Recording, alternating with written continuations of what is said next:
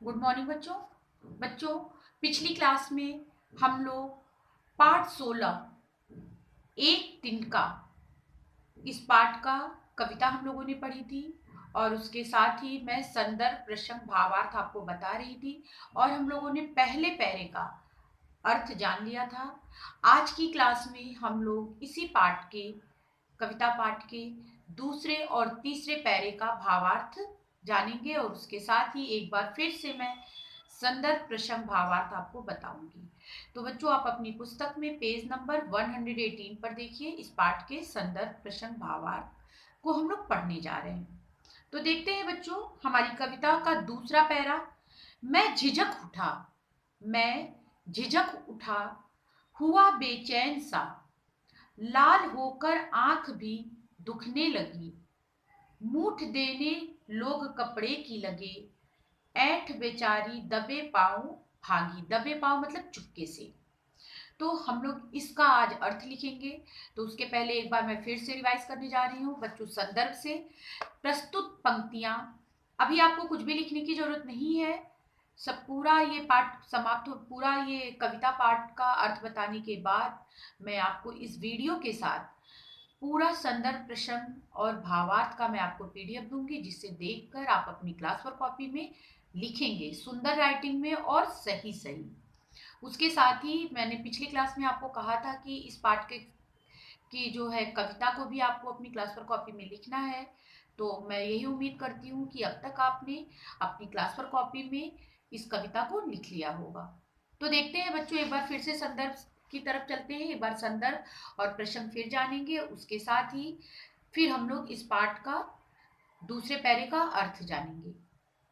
प्रस्तुत पंक्तियां हमारी पाठ्य पुस्तक संचिता भाग 7 में संकलित एक तिनका नामक कविता से उद्धृत है, जिसके कवि अयोध्या सिंह उपाध्याय हरिऔध जी हैं।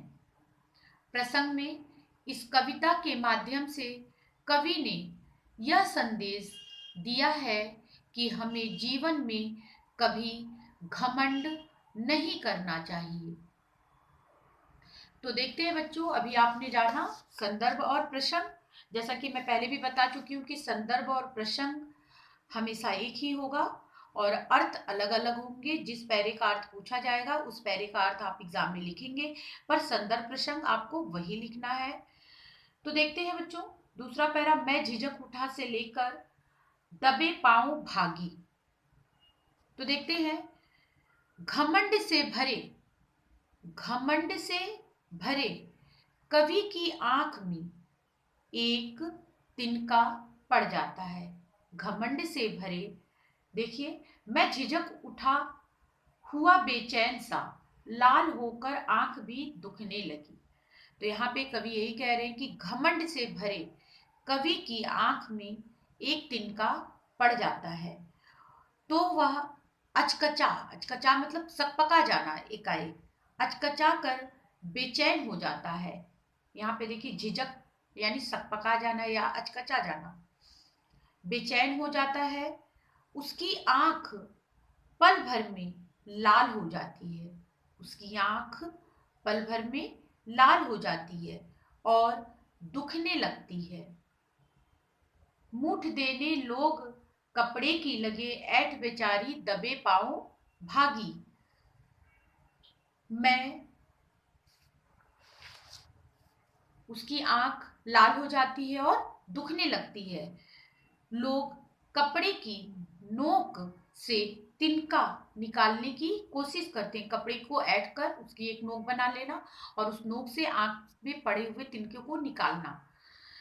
तो लोग कपड़े को नोक बनाकर उसके आंख में गए हुए तिनके को निकालने की कोशिश करने लगते हैं या फिर करते हैं। कवि की सारी अकड़, कवि की सारी अकड़, सारा घमंड गायब हो जाता है। कवि की सारी अकड़ और सारा घमंड गायब हो जाता है। तो बच्चों, ये था आपका जो दूसरे भावार्थ का अर्थ। एक बार फिर से देख लेते हैं। घमंड से भरे कवि की आंख में एक तिनका पड़ जाता है तो वह अचकचा कर बेचैन हो जाता है। उसकी आंख पल भर में लाल हो जाती है और दुखने लगती है। लोग कपड़े की नोक से तिनका निकालने की कोशिश करने लगते हैं। कवि की सारी अकड़, सारा घमंड गायब हो जाता है। तो ये था बच्चों आपका दूसरा पैरा। तीसरे पैरे पे बढ़ते हैं। जब किसी ढब से निकल तिनका गया, तब समझ ने यूं मुझे ताने दिए। ऐठता तू किस लिए इतना रहा, एक तिनका है बहुत तेरे लिए। तो अब हम लोग इस लाइन का अर्थ जानेंगे। तो इस लाइन का अर्थ जानने से पहले, जैसा कि मैं पहले बता चुकी हूँ कि संदर्भ और प्रसंग हमको वही लिखना है। मैं कई बार बता चुकी हूँ इस चीज को। अब अर्थ देखते हैं। जब किसी ढब, ढब का मतलब यहाँ पे बच्चों तरीके से, ढब से निकल तिनका गया। यहाँ पे कवि जो है घमंड से भरे कवि की आंखों में एक तिनका पड़ते ही उसकी सारी अकड़ गायब हो जाती है।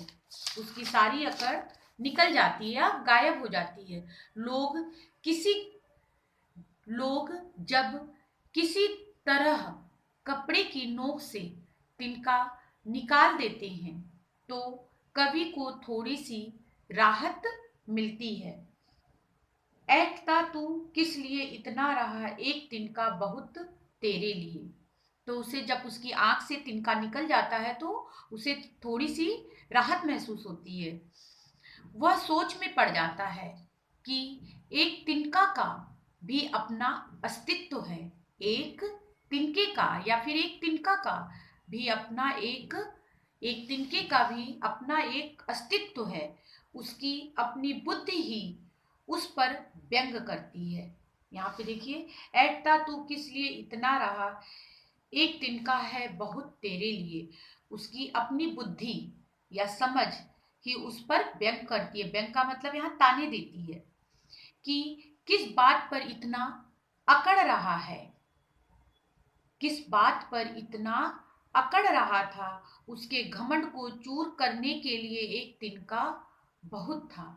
किस बात पर इतना अकड़ रहा है, उसके घमंड को, कवि के घमंड को चूर करने के लिए एक तिनका ही काफी है।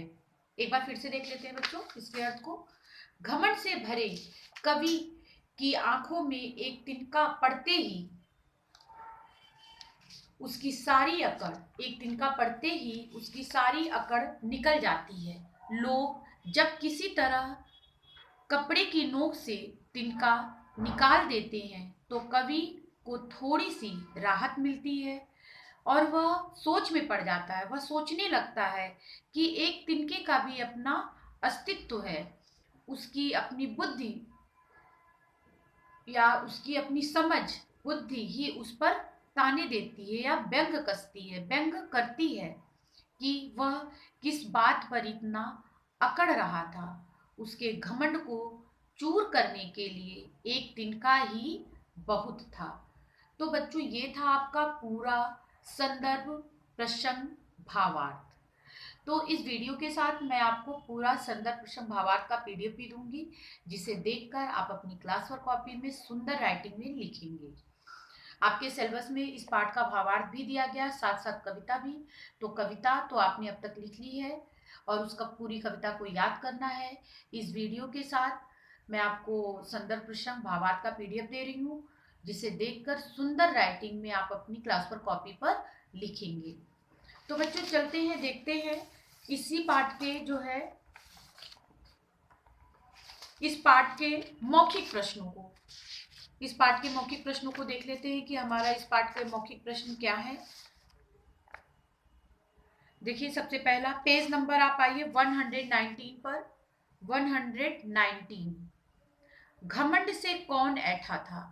घमंड से कौन ऐठा था। तो आपको इसका उत्तर पता चल गया होगा, आप लोगों ने इतनी बार कविता पढ़ी है। तो कवि स्वयं ही घमंड से ऐठा था। कवि जो है स्वयं ही घमंड से ऐठा था। बच्चों अभी लिखिएगा बिल्कुल नहीं, जब पूरा प्रश्नोत्तर मैं पढ़ा लूंगी, मौखिक, लघु और दीर्घ, तो मैं पूरे प्रश्न उत्तर का भी पीडीएफ दूंगी। अभी बस आप सुनिए और समझिए, कुछ भी लिखने का प्रयास न करिए। अगला है बच्चों, कवि की आंख में तिनका कैसे पड़ गया।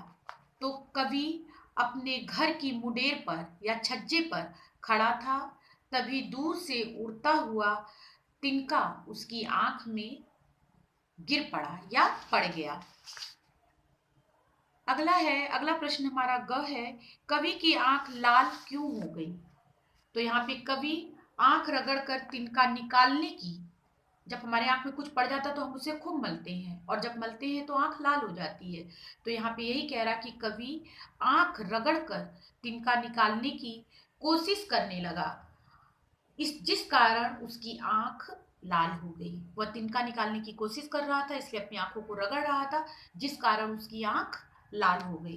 तो बच्चों ये था आपका मौखिक प्रश्न। मौखिक प्रश्न 3 ही दिए गए हैं। अगली क्लास में हम लोग फिर मिलेंगे और इस पाठ के लघु और दीर्घ प्रश्न को करेंगे। अभी आपको मौखिक प्रश्न लिखने की आवश्यकता नहीं है। जब पूरा प्रश्न उत्तर मैं पढ़ा लूंगी तो मैं पीडीएफ दूंगी, तो आप उसको देखकर लिखेंगे, जिसमें से मौखिक प्रश्नों को आपको अपनी पुस्तक में ही करना है और लघु और दीर्घ उत्तरीय प्रश्नों को आपको अपनी क्लास वर्क कॉपी में लिखना है। तो अभी आपका होमवर्क है कि आप संदर्भ प्रसंग भावार्थ को जो है पीडीएफ से देखकर सुंदर राइटिंग में अपनी क्लास वर्क कॉपी में लिखेंगे और उसके साथ ही उसे याद भी करेंगे। अगली क्लास में हम लोग फिर मिलेंगे बच्चों इसी पाठ के साथ, और हम लोग इस पाठ के प्रश्न उत्तर को तैयार करेंगे। थैंक यू बच्चों।